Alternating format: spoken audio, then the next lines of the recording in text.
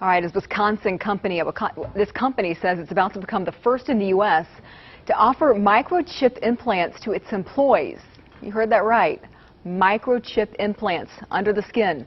Josh Rosenthal joins us live from just up the hall to explain this. He's in the building with us right now. Josh, what's this all about? That's right. So, Lindsay, just outside of the studio here, we've got a few of these vending machines. Now, we all know how these work, right? You walk up, you put your dollar in, you get your bag of chips. Well, as I learned today, these machines are quickly becoming very old-fashioned, and in fact, just how old-fashioned may surprise you.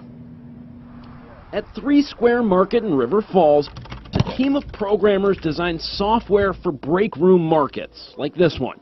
Believe it or not, this is the reason they're about to do this to more than 50 of their employees. It's the next thing that's inevitably going to happen, and we want to be a part of it. The concept is pretty simple. Just like how you can buy something nowadays using your phone, what if you could use a microchip inside your hand instead? Todd, you're going to show us how this could potentially work. Yes, basically what this is considered is a break room market in an office complex. We'll come up, scan the item, we'll hit pay with credit card, and it's asking to swipe my proximity payment now. I'll hold my hand up, just like the cell phone, and it will pay for my product. Instead of a credit card, correct, your hand. Because my microchip is now my credit card.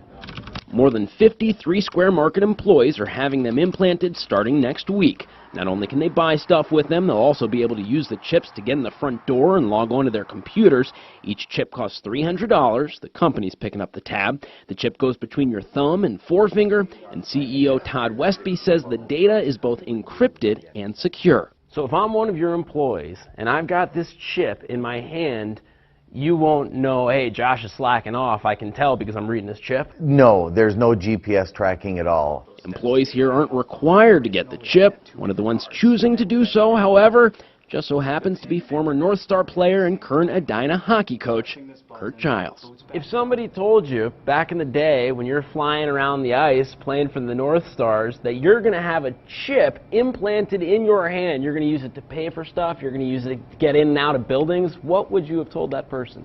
I probably would have thought a chip tooth or a chip of ice, but not a chip that has the technology that we're talking about today. Okay, now, in case you're wondering, Lindsay, each one of these chips, it's about the size of a single grain of rice. It's tiny, just one little grain of rice. And now, get this, if you get one of these implanted into your hand and you want to get rid of it, you know how you do that? For real, they tell me you just pop it out. It's almost hard to believe. Did they offer you one? They did. They very much wanted me to come back next week when they're putting them in employees and get one. Still not sold, but I'm a little closer to being sold than I was when I walked in. Faster from the vending machine. Sure would.